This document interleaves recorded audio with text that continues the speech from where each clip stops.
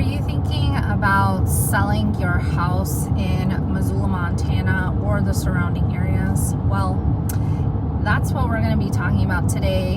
In today's video, we are going to chat about how to prep your house so that it's ready to sell. Let's get after it right now.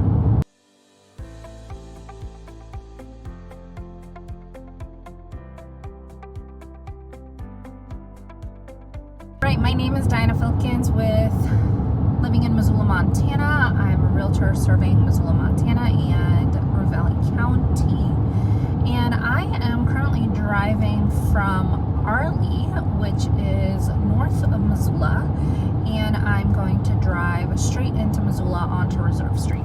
So join me as I chit chat about how to prep your house if you're a seller and how to get it ready to sell. Now you can see the beautiful mountains in front of me, and it would be a lot clearer if, bless me,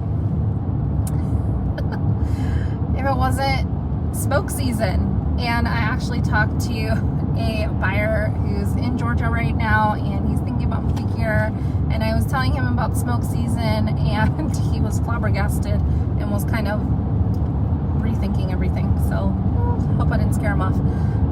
But yeah, smoke season. So check out some of my other videos because I've done quite a few about smoke season. So how to prep your home if you are a seller. Like, this is so incredibly important because I just went to a showing up in St. Ignatius, and it was rough sauce. It was really rough sauce. The photos, let's just say it was kind of like a catfish, where the photos are nice and pretty like a supermodel, and then the house was like a big fat old guy, creepy old guy. Yikes. So step number 1 to cleaning your house. If you live there or if you don't live there, if it's vacant, clean the house. Clean it. Now, the home that we just went to go see is vacant. I get it. If the sellers aren't there, I get it. But the home needs to stay clean the whole time that the house is on the market. So that means cleaning up rat poop, cleaning up, making sure the counters are cleaned off, like making it look presentable. Like, the windows probably weren't cleaned in about 50 years. I mean, the house is 100 years old, so it's not crazy to even say that. But like, just clean. And if it is a home that you currently live in, declutter. That's number 2.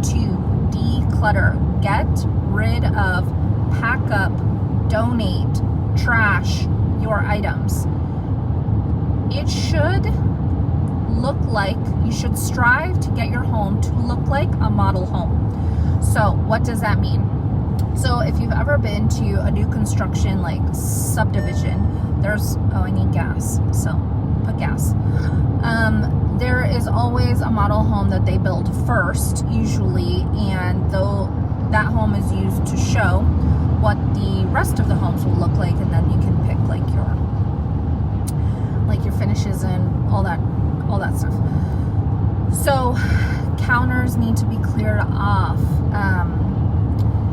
Bathroom vanities need to clear off, and especially for photos, oh my gosh, take your loofah down and put it underneath your sink for just an hour. Take away your shampoo and conditioner bottles, or your hairbrush, or your toothbrush, or your toothpaste. Get rid of it. Put everything underneath your sink. And if you just have like too much stuff, because I remember when I sold my house, before we moved to Montana, I had a toddler and a baby. We just had so much stuff. Like, even in just a bathroom, for example, we had one of those like plastic potty seats that go on top of the actual potty. You know what? You just throw all that stuff in the bathtub and you close the curtain. That is better than seeing that stuff in a photo. And then by the time you get to the open house, then you will have decluttered that, or you will have put that stuff in a closet, or you will have put that stuff in the garage or wherever it may be. But inside the house, get rid of most of your things. Step 3, take out all family photos. Like when I take buyers out for showings, we do take pictures sometimes of the house, and you don't want to distract the seller, or distract the buyers with pictures of your family. Also, like, that's nobody's business except for your own. Make the home like unpersonable. Like, pretend like you don't live there, which is really challenging if you live in the home. Like, you want the buyer to imagine themselves living in the home. Okay, I'm gonna pause real quick because this bridge is super cool. It's called like an animal wildlife bridge, and it is created so that the animals can just walk right over it instead of getting hurt on the highway. I love that. So anyways, take down all photos. You want the buyer to envision their family photos on that giant wall. Number 4, paint. The interior walls. Now, I have been on so many showings where each room is a different goddamn color. And it's not like a beige and then a gray, or like a cream and then a white. No. It was like one room was blue, the other one was teal, the next one was pink, the next one was lime green. It was like a freaking rainbow in that house, and they were asking over $1 million. I'm sorry, but no, because you know what the buyers are thinking? They're thinking about how much work that's going to be to paint the entire interior. You don't want to put that in their minds. And also, like, I can envision a space that has gray walls or cream walls or white walls. I can envision that because I have the forethought for that. But not all buyers can. No fault of their own. That's just like some people have vision, some people don't, you know? So, and it's like one more thing a buyer has to do before they move into the house. Like, I would hate to like pack up all my shit and then like one more thing added onto my plate. That would drive me nuts. Now, would it deter me? No, but it would drive me nuts. Number 5, clean or replace the carpets if carpets are in the house.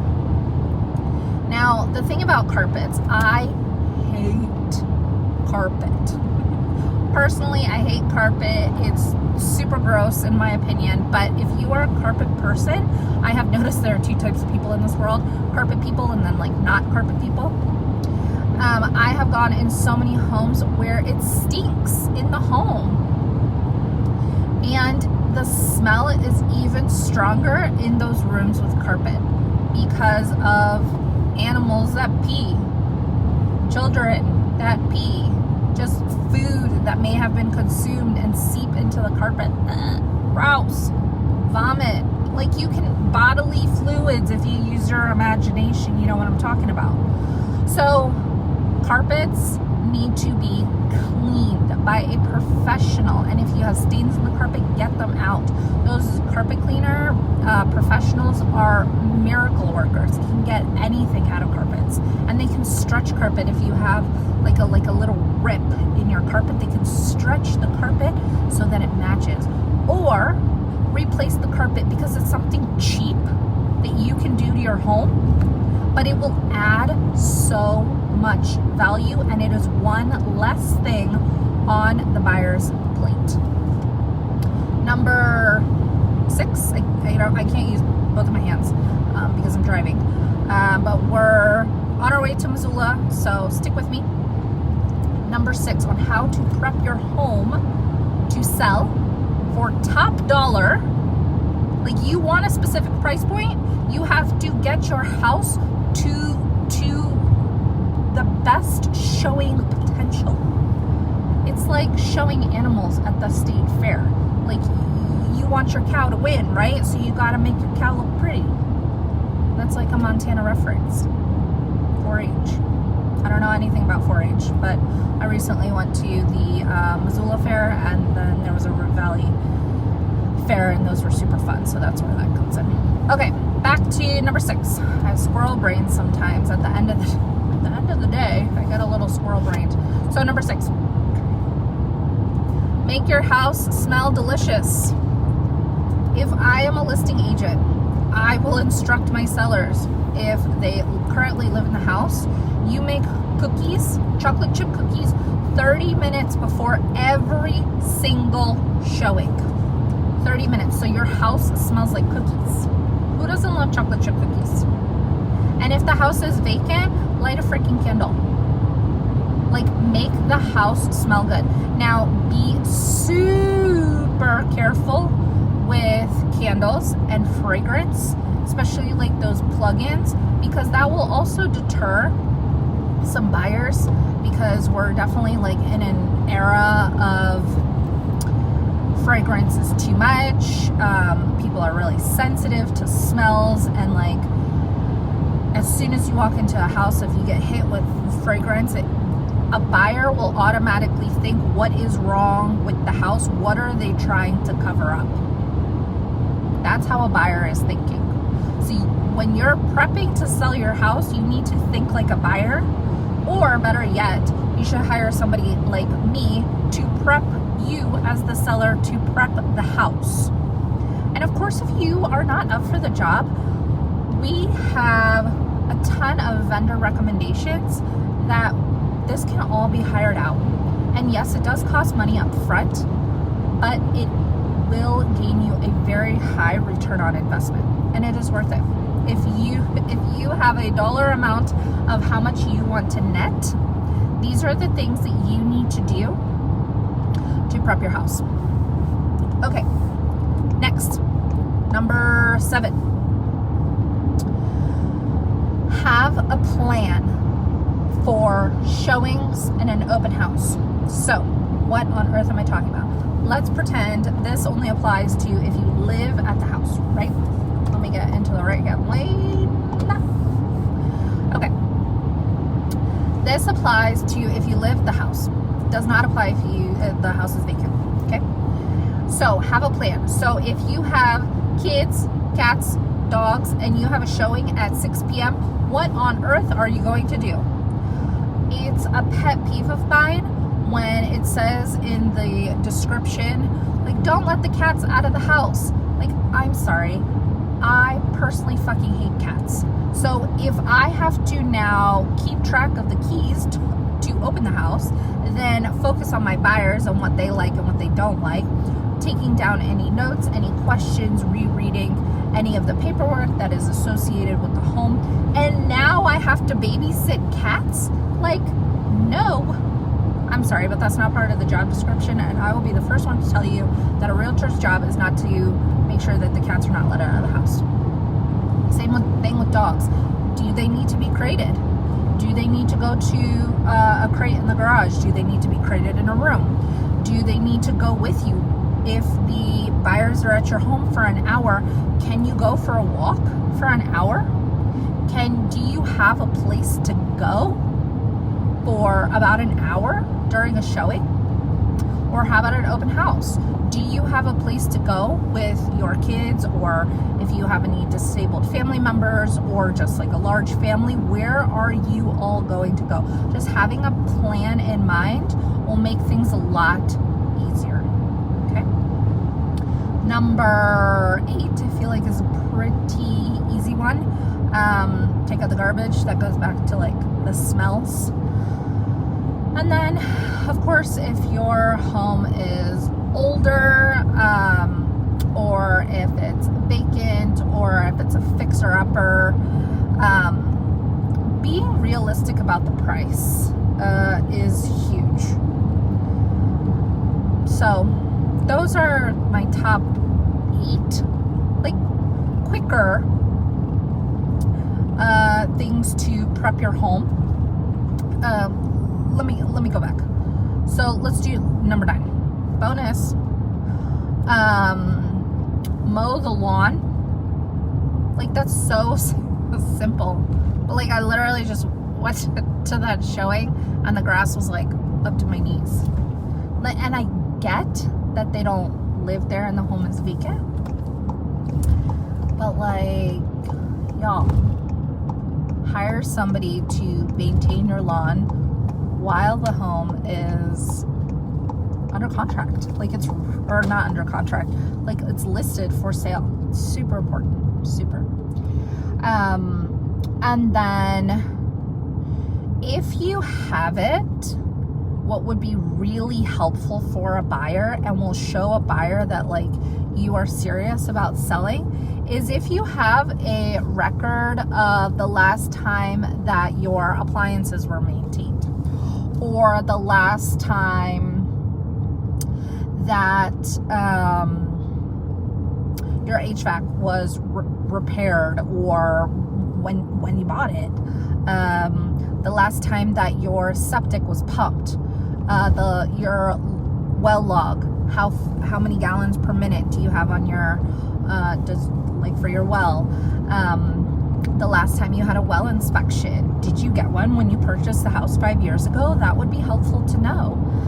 Just like little things like that, if you have any kind of record, that's huge in the buyer's eyes, because it shows the buyer that you maintain the house, that you care about the house, that you care that it's like things are done right and by the book and up to code. Little things like that. So that was 10. Let's do 11, like while we're at it, like for shits and giggles. So this is Highway 90. It's like, so Missoula is big fat T when it comes to highways. So we got Highway 90 is the capital T, and then Highway 93 is the highway that goes up and down, north south. So this is west. We are headed towards east, but then I'm gonna hop onto Reserve Street and then I'll let you go. Okay, number 12. 1, 2, 12. Oh shoot, did I lose my train of thought? I did. You know what I do recommend to my sellers, if I am the listing agent, is a pre-listing inspection. Now, pros and cons to this. Pro is that you are literally laying it all out on the table. If there are any defects with your home, you're just laying it all out, and you have set the price to match what somebody may or may not find in the home inspection. So you're just like laying your cards out all on the table. So that way, if they decide to use that home inspection, or if the buyers decide to do their own home inspection, they can't come back and say, oh, well, we're going to ask for $20,000 in credits because of these line items in the home inspection. Because then you as the seller were like, well, I already told you that. So it's not anything you discovered, and those defects are already factored into the price. So there's that. I remember my thoughts. So number 13, I guess, is this is so simple, so incredibly simple and cheap, and it adds so much return on investment. You're gonna laugh, like you think it's stupid. Make sure that all your lights are the same color. So if you go to like the light section at Home Depot, they have like cold lights and they have lights. I'm talking about bulbs, okay? Stay with me here. They have like cold light bulbs, and then they have like warm light bulbs. I honestly, I don't really care which one you pick. Go for warm. But make sure that they are all the same. And you can tell the difference. Like, maybe you can't tell the difference because you've lived there for so long, but someone walking into like a bedroom that has a warm light but then they walk into the primary closet, walk-in closet, and there's a cold light bulb. Like, it's so incredibly different. Make sure they're all the same. Like, just trust me on that one. That's all I can think of for right now. Trust your real estate agent that they know what they're doing. And if your agent isn't making any of these recommendations to you, time to find a new one. Reach out to me, call, text, email. All my information is down in the description box below. I would love to walk you through all this because it's a lot and it can be overwhelming. But working with me, I can take something that's super overwhelming and put it into actionable, easy steps. Because I win when you win. So when your seller net goes up, that makes me feel like I did my job and I served you how I'm supposed to serve you. So we're getting off right here at Reserve Street, and this is where all the shops are. So we have, I'm gonna get gas. I'm gonna go to Costco and get gas. But we got Starbucks up on the left-hand side. We got Mackenzie River, which is like they have really good pizza. They also have like a smorgasbord of food. I would say it's like American style food. And then we got Subway, a bunch of hotels up here because the airport's not too far away. So got all that. Got a shit ton of car washes because we got a lot of those. Got oh, there's like a Popeyes, or is it a KFC? One of those fried chicken places. We got Freddy's, which are like these smash burgers, really good. We got Domino's, a couple like nicer restaurants. We got some McDonald's, some Taco Time, which is like a Taco Bell, basically. What else? I think that's it. This is Reserve Street. So if you haven't seen my videos about Reserve Street, I come down here a lot. I talk about Reserve Street all the time. So reach out, call, text, email, and until next time. Oh, and leave a comment.